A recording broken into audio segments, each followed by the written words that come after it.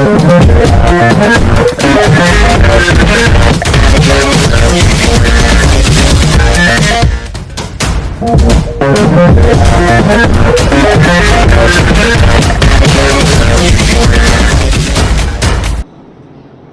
एकदा वेलकम. आपण new chapter चालू करणार आहे, ते म्हणजे काय, रिफ्रॅक्शन ऑफ लाईट.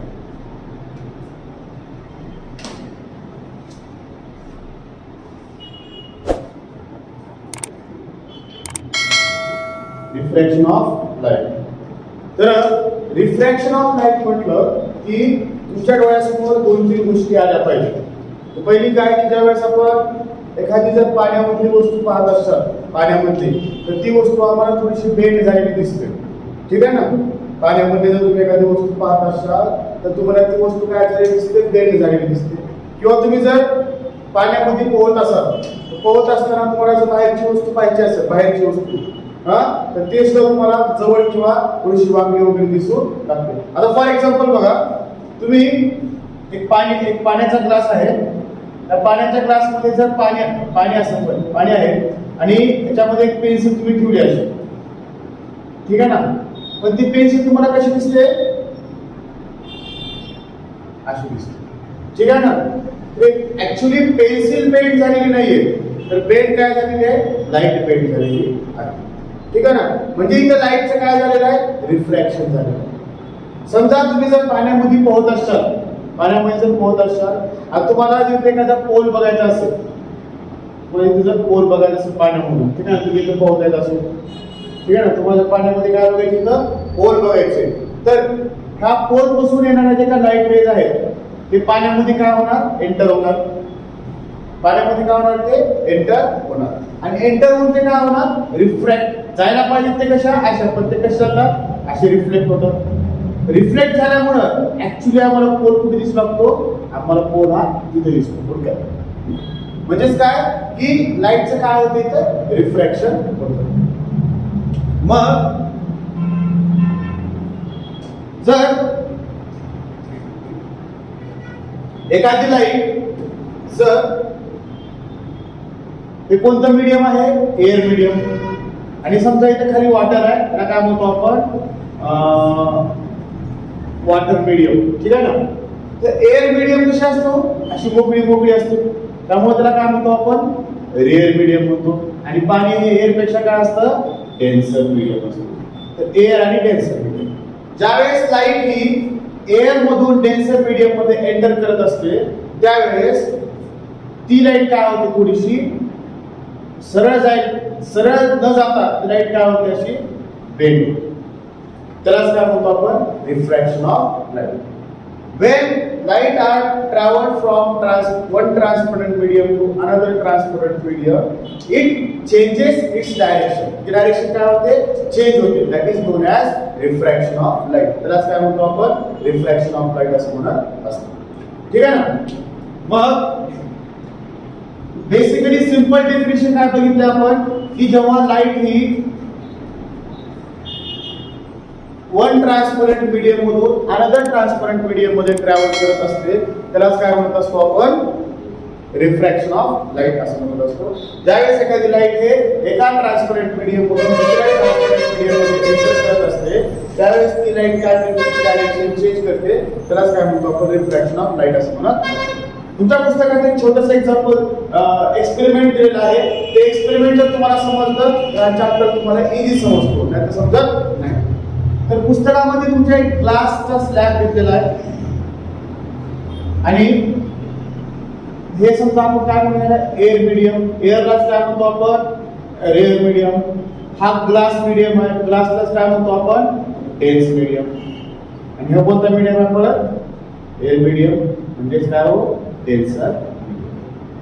ज्यावेळेस एखादी लाईट रेस त्याच्यावरती पडते,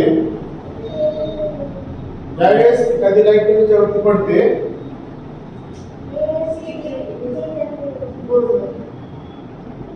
काय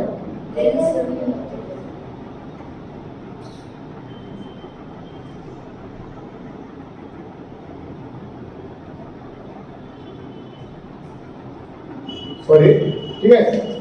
हे कोणते मीडियम असतं? रेअर मीडियम असतं, ठीक आहे ना.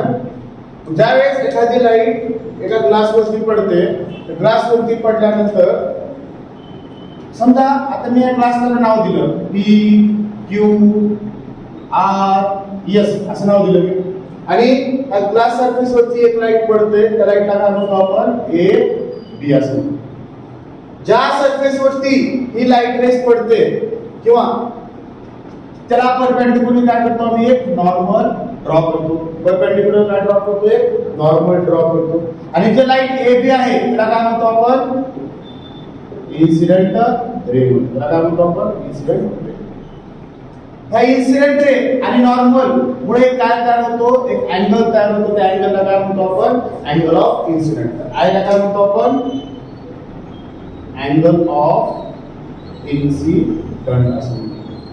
ठीक आहे ना. मग आता एखादी लाईट जर एका मीडियम मधून दुसऱ्या मीडियम मध्ये ट्रॅव्हल करत असेल तर लाईटचं काय होतं? रिफ्रॅक्शन होतं. म्हणजे त्या लाईटची डायरेक्शन काय होते? चेंज होते. तर लाईटची डायरेक्शन नॉर्मली कशी होती हो? लाईटची डायरेक्शन नॉर्मली अशी होती, पण ती लाईट काय होते? अशी बेंड होत आपली. लाईट बेंड झाल्यामुळं ह्या रेला काय म्हणतो आपण? ह्या रेला म्हणतो आपण रिफ्रॅक्टेड रे. ह्या रेला काय म्हणतो आपण? रिफ्रॅक्टेड रे.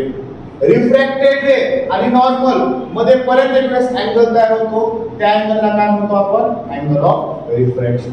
याला काय म्हणतो आपण? Angle of refraction. याला काय म्हणतो आपण? अँगल ऑफ रिफ्रॅक्शन असं म्हणतो. आता ही जी रिफ्रॅक्टेड रे आहे ते दुसऱ्या सरफेस वरती टच होईल आपल्याकडे. म्हणजे आता हे या मीडियम मधून ह्या मीडियम मध्ये परत जाणार. म्हणजे डेन्सर मीडियम मधून पुढे जाणार, ते रिअल मीडियम मध्ये जाणार. तर ह्या सरफेस साठी ही कोणती लाईट आहे? इन्सिडेंट रे आहे. ठीक आहे ना. मी तर काय घेणार? एम नावाचा एक नॉर्मल घेणार. आणि हा जो अँगल आहे ह्या अँगलला काय म्हणतो आपण? I1 असं. काय म्हणतो? I1. मग तुम्हाला इथे दिसतं की हा जो अँगल ऑफ रिफ्रॅक्शन, हा अँगल आणि हा अँगल हे काय येतो? एक सारखे आहेत. कशावरून? Because they R alternate angle. आणि तुम्हाला माहिती गणिताचा नियम, जर अल्टरनेट अँगल असतात ते काय असतात? सारखे असतात. ठीक आहे ना. तर आर आणि आय हे काय असतो? सारखे असतात. Because they R alternate angle. ठीक. मग सर अँगल आय आणि अँगल आर हे सारखे असतील का? नाही. का? कारण की इथं लाईट हे रिफ्रॅक्ट झालेली आहे. ठीक आहे ना. अँगल आय आणि अँगल आर हे सारखे राहत नाही. पण पुढे मी तुम्हाला सांगेन की हे कॉन्स्टंट राहतात. ठीक. मग पुन्हा आता इथं ज्यावेळेस ती डेन्सर मीडियम मधून म्हणजे ग्लास मीडियम मधून एअर मीडियम मध्ये जाणार आहे त्यावेळेस तो काय होणार आहे? रिफ्रॅक्शन होणार आहे. ते रिफ्रॅक्शन कसं होतं बघा? जायला पाहिजे लाईट कशी? अशी. जाते कशी लाईट? हे अशी चाललेली. तर त्यामुळे पण ह्या आणि ही जी लाईट रे याला काय म्हणतो आपण? एमर्जिंग लाईट रे. याला काय म्हणतो आपण? एमर्जिंग लाईट रे असं. आणि एमर्जिंग लाईट रे आणि नॉर्मल मुळे अँगल तयार होतो. त्या अँगलला काय म्हणतो आपण? Angle of emerging. त्याला काय म्हणतो आपण? Angle of emerging. त्याला काय म्हणतो आपण? अँगल ऑफ एमर्जिंग असं म्हणतात. इथपर्यंत गोष्टी समजल्या. आता पुढे सर आम्हाला तर कळालं की हा अँगल सारखे असतात because they R alternate angle. हा अँगल आणि हा अँगल सारखा राहत नाही कारण की ते रिफ्रॅक्शन झाले. पण अँगल ऑफ इन्सिडेंट आणि अँगल ऑफ एमर्जिंग हे काय असतो? सारखे असतात. त्याच्या मागचं कारण बघा आता. Angle of incident is equal to angle of emerging is always same because they are parallel. समजा हे जर रिफ्रॅक्शन झालं नसतं ते कशी गेली असतो? अशी गेली असती. आणि हे पण कशी झालेली आहे? त्याच्यात पॅरलल चाललेली आहे. त्यामुळं हे एकमेकांचे काय येतो? पॅरलल लाईन्स आहेत. एकमेकांच्या पॅरलल असल्यामुळं अँगल ऑफ इन्सिडेंट आणि अँगल ऑफ इमर्जिंग काय असतात? सारखे असतात. जर तुम्हाला एवढे पॉइंट कळले असतील तर आता आपण पुढे जाऊ. ठीक आहे ना. पुढचा पॉइंट आहे लॉज ऑफ रिफ्रॅक्शन. स्क्रीनशॉट घ्या.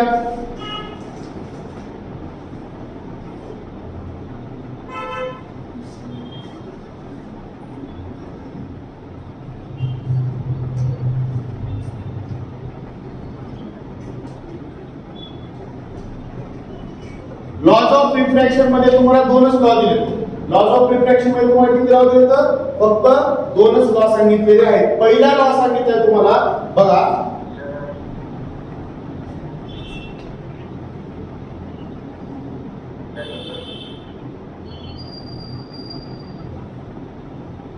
हे कोणतं अँगल ऑफ इन्सिडन्स आणि angle of refraction is always opposite in direction. पहिला नियम काय सांगतोय, हा जो अँगल ऑफ इन्सिडेंट आहे आणि हे जे अँगल ऑफ रिफ्रॅक्शन आहे ते ऑलवेज कशा असतात, एकमेकांच्या अपोजिट असतात. पहिला नियम काय म्हणतोय, इन्सिडेंट रे असे लिहायचं बघा, इन्सिडेंट रे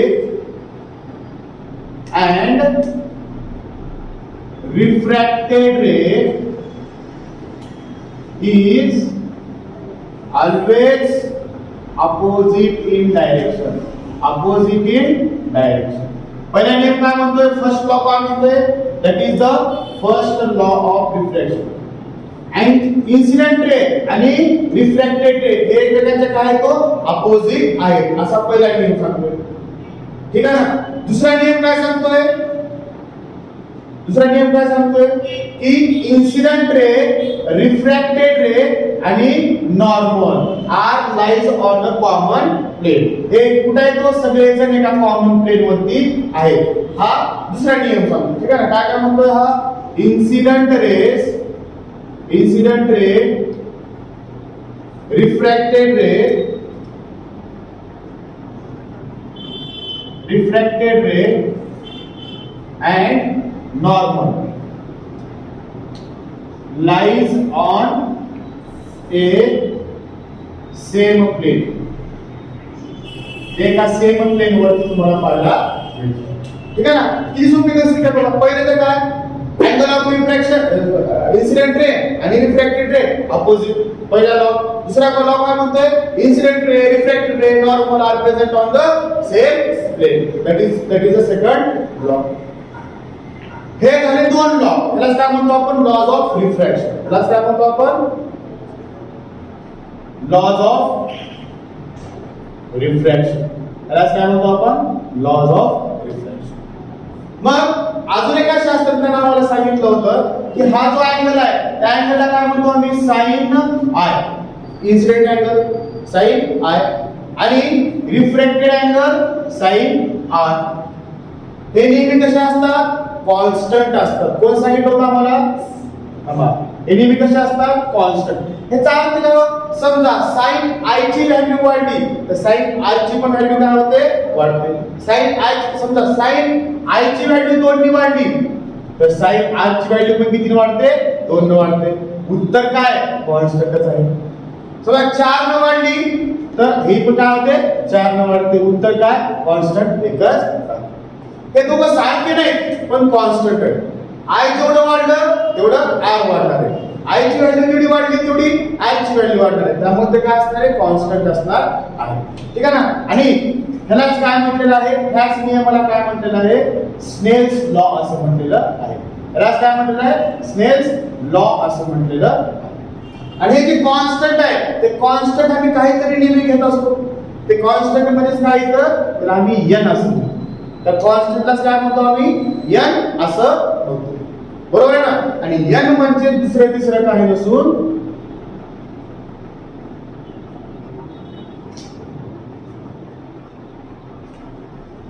रिफ्रॅक्टिव्ह इंडेक्स.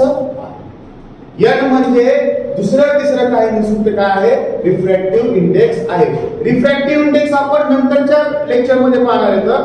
पण आधी आपण फक्त लक्षात ठेवायचं की साइन आय आणि साइन आर हे काय असतात, नेहमी त्याचा रेशो कॉन्स्टंट असतो. साइन आय आणि साइन आर चा रेशो काय असतो, कॉन्स्टंट असतो. आणि त्यालाच काय म्हणतो आम्ही, रिफ्रॅक्टिव्ह इंडेक्स असं म्हणत असतो. आता पोरांना रिफ्रॅक्टिव्ह इंडेक्स मध्ये की थोडंसं टेन्शन येतं. तर रिफ्रॅक्टिव्ह इंडेक्स म्हणजे काय, की एखाद्या मीडियमची लाईटला बेंड करण्याची ताकद म्हणजे रिफ्रॅक्टिव्ह इंडेक्स. आता समजा माझ्याकडे पाणी आहे, इथून लाईट चालली, बघा इकडे माझ्याकडे तर काय पाणी आहे, इथून लाईट चालली, तर लाईट वॉटरमध्ये एवढी क्षमता आहे की तो फक्त लाईटला एवढंच बेंड करू शकतो, बरोबर ना? म्हणजे समजा त्याचं रिफ्रॅक्टिव्ह इंडेक्स समजा 1.02 असेल समजा म्हणतो बरं का. आणि दुसरा मीडियम माझ्याकडे आहे डायमंड. ह्याची रिफ्रॅक्ट करण्याची काय खूप जास्त पॉवर आहे, म्हणजे याचा रिफ्रॅक्टिव्ह इंडेक्स जास्त, याचा रिफ्रॅक्टिव्ह इंडेक्स कमी. त्या आपण पुढे पाहणार आहे. फक्त तात्पुरतं लक्षात ठेवा, रिफ्रॅक्टिव्ह इंडेक्स म्हणजे काय की लाईटला बेंड करण्याची ताकद, क्षमता म्हणजेच काय रिफ्रॅक्टिव्ह इंडेक्स. रिफ्रॅक्टिव्ह इंडेक्स म्हणजे काय, सोप्या भाषेमध्ये लाईटला किती बेंड करू शकतं ही त्याची कॅपॅसिटी म्हणजे रिफ्रॅक्टिव्ह इंडेक्स. ज्याचा जास्त रिफ्रॅक्टिव्ह इंडेक्स त्याची लाईट जास्त बेंड होते, ज्याचा जास्त रिफ्रॅक्टिव्ह इंडेक्स त्याच्यामध्ये लाईट काय होते जास्त बेंड होते, आणि ज्याचा कमी रिफ्रॅक्टिव्ह इंडेक्स त्याच्यामध्ये लाईट काय होते कमी बेंड होते. एवढा सोपा आणि सरळ साधा उपाय आहे, ठीक आहे. मग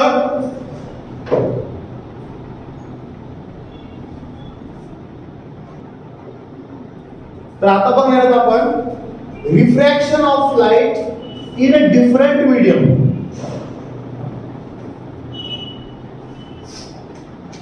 आता मीडियम दोन प्रकारचे आहेत आमच्याकडे, एक आहे रियल मीडियम आणि एक आहे डेन्सर मीडियम.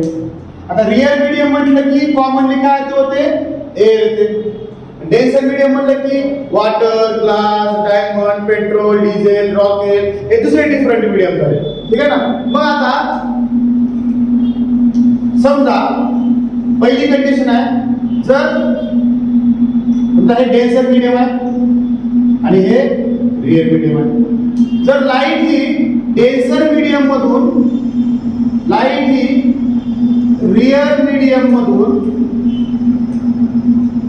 डेन्सर मीडियम मध्ये जात असेल, जर लाईट ही रियल मीडियम मधून जर डेन्सर मीडियम मध्ये जात असेल, काय सांगते समजून घ्या पॉइंट ना. जर लाईट ही रियल मीडियम मधून जर डेन्सर मीडियम मध्ये जात असेल तर ती नॉर्मल बेंड होते. कशी टुवर्ड्स नॉर्मल बेंड होते. ज्या मीडियम मधून डेन्सर मीडियम मध्ये जात असते त्यावेळेस light bends towards normal.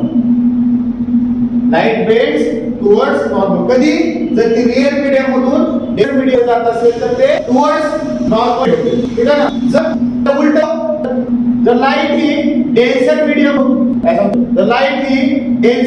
Real medium मध्ये जात असेल, डेन्सर आणि हे रियल, जर लाईट जर डेन्सर मीडियम मधून जर रियल मीडियम मध्ये जात असेल तर लाईट काय होते हो away from the normal bend होते. कशी बेंड होते away from the normal bend. Light bends away from the normal. नॉर्मलच्या अवे ती बेंड होत असते, ठीक आहे ना. तिसरी कंडिशन काय, जर लाईट ही कोणत्या मीडियमला जाणार, लाईट ही कोणत्या मीडियमला जाणार, जर लाईट पर्टिक्युलर असेल कशावरती एका मधून मीडियम मध्ये जात लाईटचं पर्टिक्युलर असेल, त्यामध्ये काही प्रकारचं रिफ्लेक्शन पाहायला मिळत नाही, कोणत्या प्रकारचे मिळत नाही, ठीक आहे. तर अशा प्रकारे आपलं रिफ्रॅक्शन ऑफ लाईट विषयी पूर्ण इंट्रोडक्शन झालेलं आहे, ठीक आहे ना.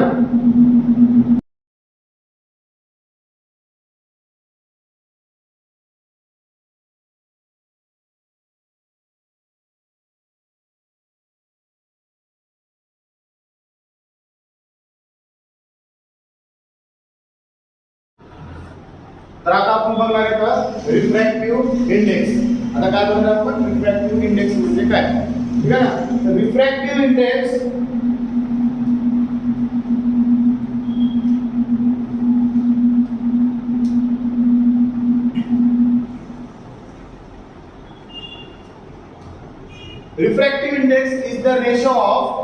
is the ratio of sin I and sin R. Sine I आणि साइन आर चा रेशो म्हणजेच काय रिफ्रॅक्टिव्ह इंडेक्स. म्हणजे आपण काय बघितलं होतं sine I divided by sine R म्हणजेच काय हो रिफ्रॅक्टिव्ह इंडेक्स. आणि रिफ्रॅक्टिव्ह इंडेक्स सिम्बॉल काय आहे इथं n आहे. जेवढा जास्त रिफ्रॅक्टिव्ह इंडेक्स असेल जेवढा जास्त ह्याची व्हॅल्यू असेल तेवढं जास्त लाईट काय होईल बेंड होते. जेवढा जास्त रिफ्रॅक्टिव्ह इंडेक्स असेल तेवढी लाईट जास्त बेंड होते. आणि जेवढा कमी रिफ्रॅक्टिव्ह इंडेक्स असेल तेवढी लाईट काय होते कमी बेंड होते. लाईट काय होते कमी बेंड होते. ठीक आहे. बेसिक रूल आहे. ठीक आहे ना. पण हे झालं बेसिकली सिम्बॉल ऑफ रिफ्रॅक्टिव्ह इंडेक्सचं फॉर्म्युला असेल डेफिनेशन असेल हे झालं. ठीक आहे ना. मग आता सर आम्हाला दुसऱ्या वेनं पण रिफ्रॅक्टिव्ह इंडेक्स काढता येतं का? यस, आम्हाला दुसऱ्या वेनं पण रिफ्रॅक्टिव्ह इंडेक्स काढता येतं. ठीक आहे. आता इकडे बघा कसं थोडे स्क्रीनशॉट घ्या तुम्हाला समजेल. ठीक आहे.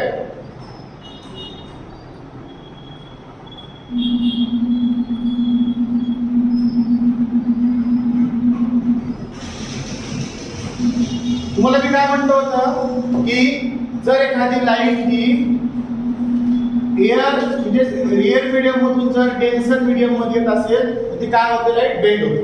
म्हणजे त्या लाईटचं काय होतं रिफ्रॅक्शन होतं. बघा ते रिफ्रॅक्शन कशावरती डिपेंड आहे रिफ्रॅक्टिव्ह इंडेक्स वरती डिपेंड आहे. जेवढा जास्त रिफ्रॅक्टिव्ह इंडेक्स असेल तेवढी जास्त लाईट काय होईल बेंड होईल. ठीक आहे ना. दुसरी गोष्ट म्हणजे काय की जर एखादी लाईट हे एका मीडियम मधून दुसऱ्या मीडियम मध्ये एंटर करत असते त्यावेळेस त्या लाईटची व्हेलॉसिटी पण चेंज होत असते. काय चेंज होत असते व्हेलॉसिटी पण चेंज होत असते. त्या लाईटची काय होत असते व्हेलॉसिटी पण चेंज होत असते. एखादी लाईट हे एका मीडियम मधून दुसऱ्या मीडियम मध्ये जर येत असेल तर त्या लाईटची व्हेलॉसिटी पण काय होत असते चेंज होत असते. आणि ह्या व्हेलॉसिटी वरून सुद्धा आम्ही काय काढू शकतो रिफ्रॅक्टिव्ह इंडेक्स काढू शकतो. ठीक आहे ना. मग तुम्हाला साधं बेसिक नॉलेज पाहिजे मित्रांनो. एअर मधून जर पाण्यामध्ये लाईट शिरत असेल हवेतून जर पाण्यामध्ये लाईट शिरत असेल तर त्या लाईटची स्पीड वाढेल का कमी होईल कमी होईल. कारण की हवेपेक्षा पाण्यामध्ये लाईटची स्पीड काय असणार आहे कमी असणार आहे. हे बेसिक नॉलेज आहे. ठीक आहे ना आपलं. मग आता आपण समजूया की हे मीडियम नंबर 1 आहे हे मीडियम नंबर 2 आहे. ठीक आहे ना. मग ह्या मीडियम नंबर 1 ची व्हेलॉसिटी आहे v1 आणि या मीडियम नंबर 2 ची व्हेलॉसिटी आहे v2. तर मला रिफ्रॅक्टिव्ह इंडेक्स काढायचे. मग आता रिफ्रॅक्टिव्ह इंडेक्स काढण्यासाठी मला काय करावं लागेल की refractive index of medium 2 with respect to medium 1. म्हणजे या दोनच्या रिस्पेक्ट मध्ये एकचं रिफ्रॅक्टिव्ह इंडेक्स किती आहे हे आम्हाला काढावं लागतं किंवा परीक्षेमध्ये विचारतात. आता मला प्रश्न काय विचारला रिफ्रॅक्टिव्ह इंडेक्स काढायचे कुणाचं काढायचे पहिल्याचं काढायचे. ज्याचं काढायचे त्याला काय करायचं ह्याच्या अलीकडे यायचं. Refractive index of medium first with respect to second. सेकंडच्या विथ रिस्पेक्ट मध्ये काढायचं आहे. पुढच्या विथ रिस्पेक्ट मध्ये काढायचं सेकंडच्या विथ रिस्पेक्ट मध्ये काढायचं आहे. ज्याचं काढायचे त्याला इकडे घ्यायचं आणि ज्याचं काढायचं ज्याच्या विथ रिस्पेक्ट मध्ये काढायचं त्याला कुठे घ्यायचं इकडे घ्यायचं. मग मला दिले काय व्हेलॉसिटी दिलेला आहे. ठीक आहे ना. मी काय करणार मला कुणाचे रिफ्रॅक्टिव्ह इंडेक्स काढायचे ह्याचं काढायचे. कुणाच्या विथ रिस्पेक्ट मध्ये काढायचे ह्याचं काढायचे. ज्याच्या विथ रिस्पेक्ट मध्ये काढायचे त्याला काय ठेवायचं वरी ठेवायचं. ह्याला ज्याचं काढायचं त्याला काय करायचं खाली ठेवायचं. तर हा फॉर्म्युला होतो तयार. ठीक आहे ना. किंवा मला काय करायचं आता मला रिफ्रॅक्टिव्ह इंडेक्स कुणाचं काढायचे सेकंडचं काढायचे विथ रिस्पेक्ट टू फर्स्ट. हे पण फॉर्म्युला तयार करून कुणाचं काढायचे सेकंडचं with respect to first. Velocity कुणाची घ्यायची ह्याची आणि कुणाचं काढायचे दॅट्स ऑल. हे झाला फॉर्म्युला नंबर 2. याला म्हणतात refractive index with respect to velocity. व्हेलॉसिटीच्या माध्यमातून कसं काढतात असं. ज्याचं काढायचे त्याला काय करायचं इकडल्या साईडला जायचं. जर काढायच्या रिस्पेक्ट मध्ये काढायचं काय काय करायचं, वेलोसिटी कुठे द्यायची, इकडल्याची आणि नंतर इकडल्याची समजा. असं डोक्यात ठेवलं तर फॉर्म्युला बसतो नाही तर बसत नाही. अजून एक कन्सेप्ट आहे मित्रांनो, absolute refractive index. Absolute refractive index.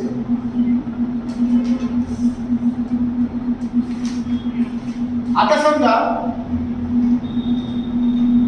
माझ्याकडे वॉटर आहे, माझ्याकडे काय वॉटर आहे, माझ्याकडे काय वॉटर आहे आणि मला वॉटरचं ऍब्सोल्यूट रिफ्रॅक्टिव्ह इंडेक्स काढायचं. काय काढायचे, ऍब्सोल्यूट म्हणजे काय, खरं खरं काढायचं, खरं खरं, बरोबर आहे ना. पहिला आपण काय आताच काय काढलं आपण, विथ रिस्पेक्ट टू काढलं, म्हणजे ह्याच्या रिस्पेक्ट मध्ये, म्हणजे काय हो, उदाहरणार्थ बघा, माझी उंची ही माउंट एव्हरेस्टच्या रिस्पेक्ट मध्ये खूप कमी आहे.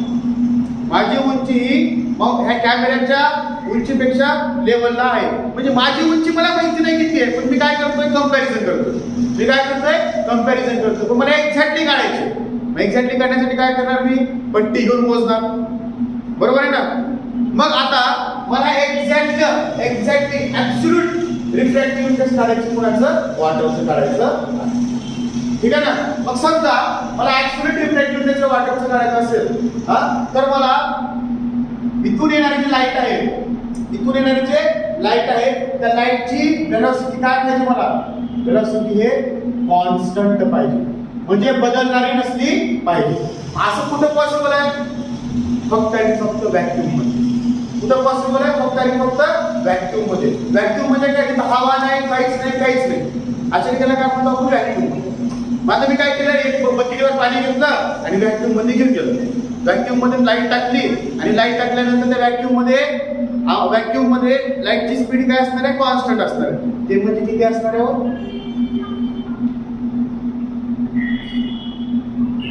3 to 10 power 8 metre per second.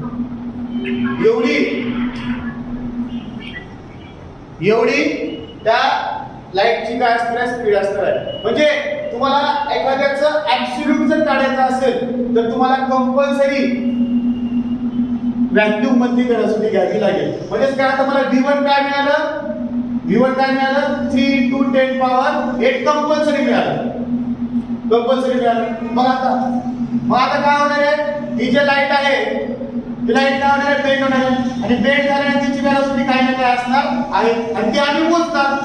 ते आम्ही काय करणार, मोजणार. पाण्यामध्ये किती वेलोसिटी आहे ती मोजणार. V1 हा मला माहिती नाही, एक्स पकडला आपण. आता काय करायचं, मला या पाण्याचं ऍब्सोल्यूट रिफ्रॅक्टिव्ह इंडेक्स काढायचं आहे with respect to vacuum. With respect to vacuum, व्हॅक्यूमला रिस्पेक्ट मध्ये ठेवून मला पाण्याची ऍब्सोल्यूट रिफ्रॅक्टिव्ह इंडेक्स काढायची आहे. मग फॉर्म्युला काय करतो, कुणाची काढायचे, वॉटरची काढायची. कुणाची काढायचे, वॉटरची, with respect to vacuum, with respect to vacuum. मग आता इकडनं कुठे घ्यायचं, velocity in vacuum divided by velocity in water. Velocity in vacuum divided by velocity in water. इकडलं वरी, इकडलं खाली. फॉर्म्युला मिळतो. म्हणजेच काय होता, मला काय मिळालं, refractive index of water with respect to vacuum. पण ऍब्सोल्यूट रिफ्रॅक्टिव्ह इंडेक्स आहे काय, आता ऍब्सोल्यूट रिफ्रॅक्टिव्ह इंडेक्स आहे, ऍब्सोल्यूट रिफ्रॅक्टिव्ह इंडेक्स आहे. कुणाचं, वॉटरचं मला काढायचं आहे with respect to vacuum. With respect to vacuum काढायचं काय करणार, velocity of light in vacuum म्हणजेच वेलोसिटी इन व्हॅक्यूम आणि वेलोसिटी इन वॉटर. हे फॉर्म्युला लावल्यानंतर मला काय मिळतं, ऍब्सोल्यूट रिफ्रॅक्टिव्ह इंडेक्स मिळतं. ठीक आहे ना. मग आता ऍब्सोल्यूट रिफ्रॅक्टिव्ह इंडेक्सचा कॉमन फॉर्म्युला काय निघाला,